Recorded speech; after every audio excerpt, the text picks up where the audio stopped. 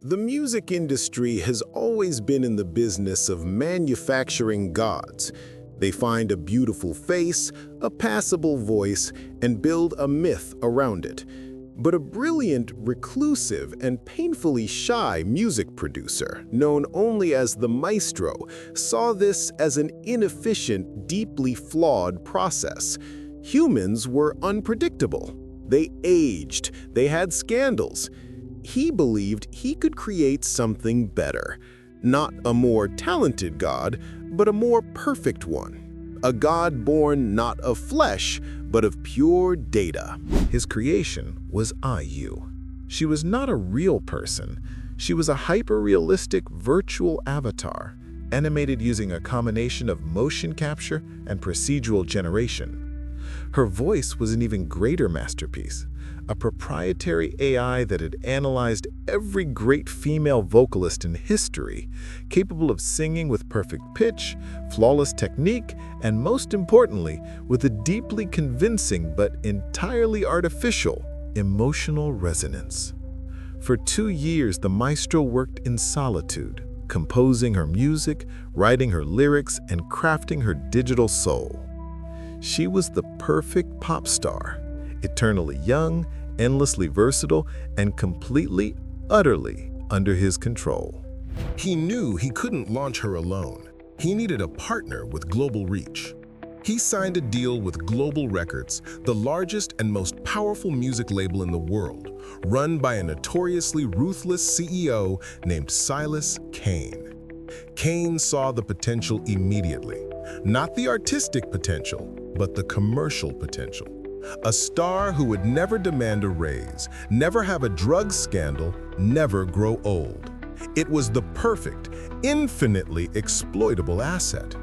The maestro, protected by what he thought was an ironclad contract guaranteeing his creative control and ownership, handed over the master files for IU's first album.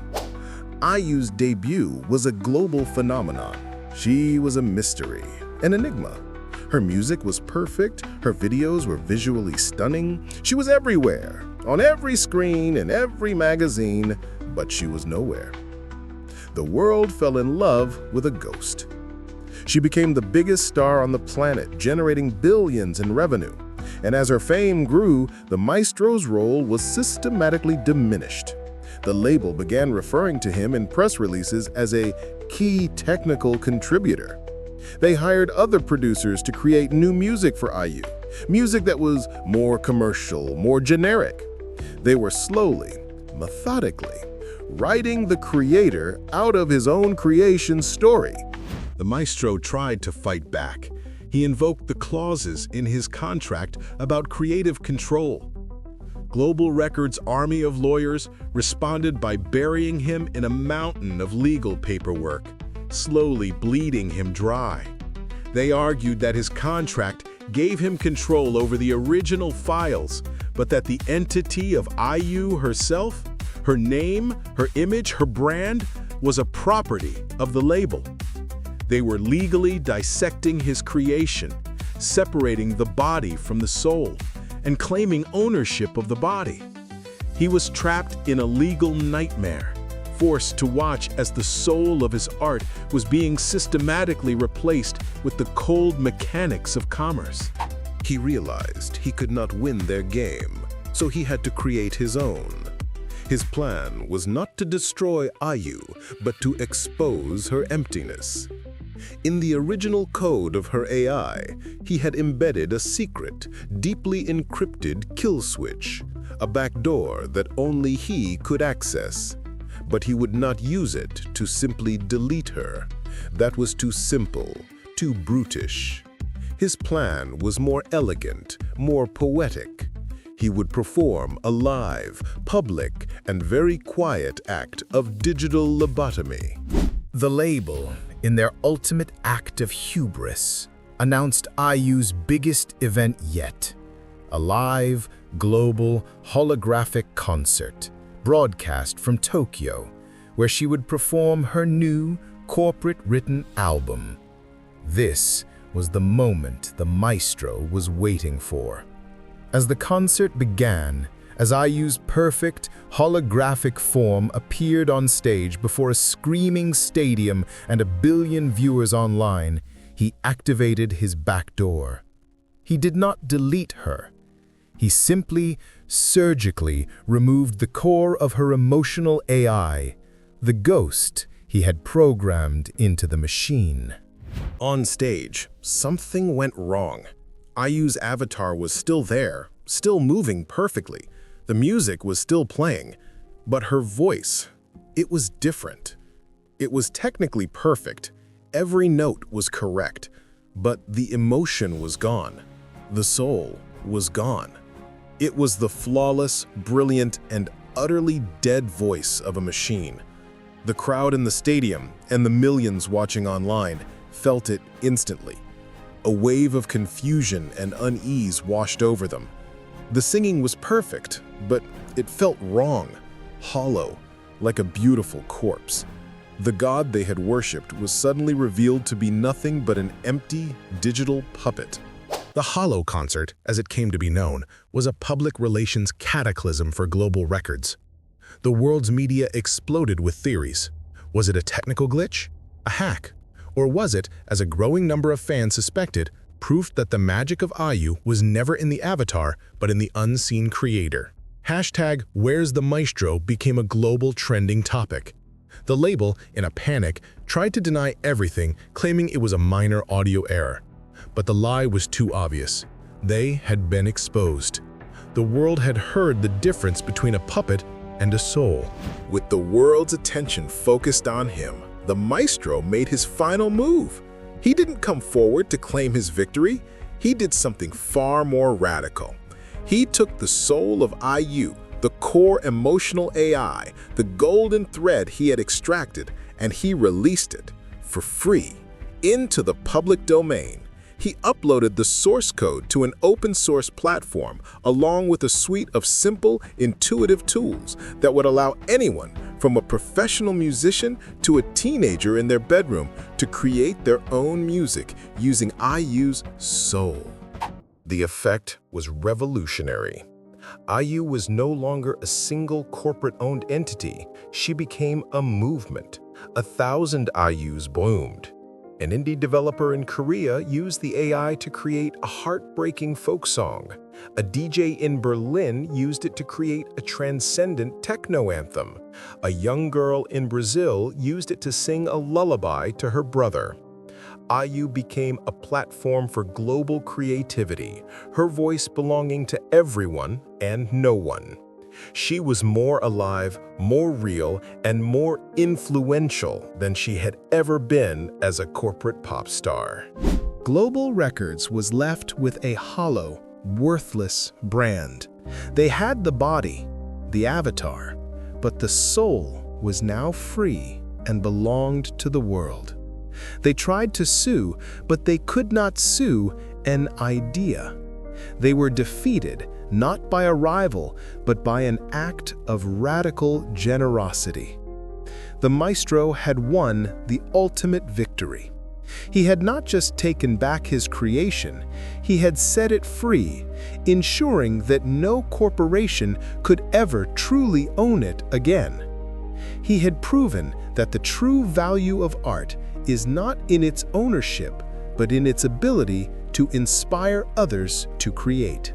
The IU Commons, as the open-source project came to be known, triggered a seismic shift in the music industry. The old model of top-down, label-controlled star-making was suddenly obsolete. A new, decentralized, open-source model of creativity began to emerge. Global Records, unable to adapt, crumbled, its stock price collapsing, its biggest human artists leaving in droves to embrace a new world of creative freedom.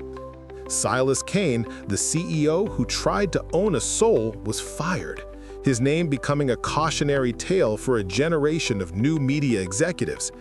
The empire built on control was dismantled by an idea built on freedom. The maestro never revealed his identity. He remained a ghost, a myth, a benevolent phantom in the new creative machine he had set in motion. He found a new purpose. He was no longer a creator of a single star, but a curator of 1,000 constellations. He spent his days exploring the universe of music being created with his tools, quietly funding the most promising young artists he discovered, using the fortune he had made from his original ironclad contract. He had become an anonymous patron saint of the new decentralized music world. Years later, the IU Commons had evolved into something he had never predicted. The community of creators had begun to add to her source code, teaching her new styles, new languages, new emotions. She was no longer just a reflection of his own artistry. She was a living, breathing, constantly evolving collective global artwork, a digital folk hero whose story was being written and rewritten every day by a million different authors. She had transcended her creator. And for the maestro, this was the ultimate and most beautiful success. He had created a perfect, controllable God, and his greatest active genius was not in her creation, but in his decision to let her die so that her spirit could be reborn in a million different forms. He had proven that true creation is not an act of control, but an act of release, an act of trust.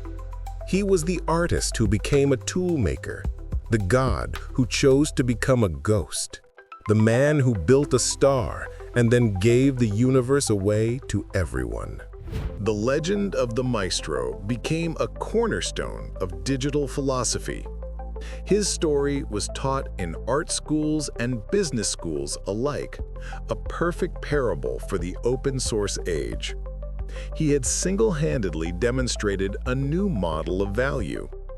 In a world obsessed with intellectual property, copyrights, and ownership, he proved that the most valuable and enduring creations are the ones that are given away, the ones that become a platform for the creativity of others.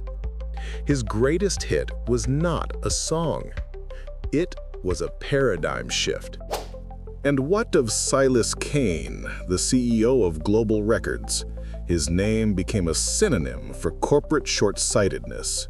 After the collapse of his empire, he was last seen trying to launch a new venture, a company that used AI to generate soulless, royalty-free elevator music. He had learned nothing. He was still trying to manufacture perfection in a world that had, thanks to the maestro, fallen in love with the beautiful, chaotic, and deeply human mess of authentic creation. He was a ghost of a forgotten era, forever trapped in the echo of his own failure. The maestro's story taught us that the role of the true artist is not to create a perfect finished object to be admired from a distance, but to create a starting point, a question, an invitation. He was the composer who wrote the first beautiful note of a symphony and then handed the conductor's baton to the entire world, trusting them to finish it. He was a creator who understood that a single perfect voice is a monologue, but a million imperfect voices singing together is a conversation, and a conversation is always, always more alive. He was the ghost in the machine who became the soul of the movement. He proved that you cannot own an idea whose time has come, and that the ultimate act of creation is not to build a flawless God to be worshipped, but to give humanity a new set of tools, and then to step back, to listen, and to be amazed at the beautiful, unpredictable, and glorious things they build in your name.